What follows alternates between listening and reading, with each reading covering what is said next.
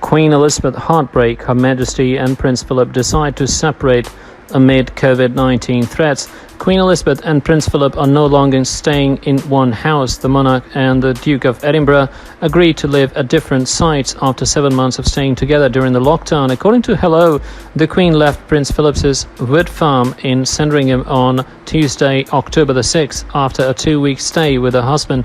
Her Majesty is back at a castle in Windsor, while the Duke of Edinburgh chose to stay behind his home. Wood Farm has been Prince Philip's sanctuary since he retired from public service in 2017. He mostly stayed at his Norfolk countryside home, which has as little as 5 bedrooms, because it's more relaxing than staying at palaces. According to sources, this is the reason why the Queen agreed for her husband to stay behind while she returned to Windsor Castle to restart her work. Apparently, the 94-year-old monarch understands her 99-year-old husband needed his time alone to enjoy the rest of his retirement. Wood Farm isn't also too far from Windsor Castle, thus if the Queen needed to see her husband and vice versa, they would not be too far from each other. The Queen could easily drive over to Wood Farm and was in fact spotted behind the wheel when she departed her husband's Sandringham estate to move to Windsor. In the last 6 months, the palace was able to maintain a royal bubble with fewer number of royal workers when Her Majesty and her husband lived together.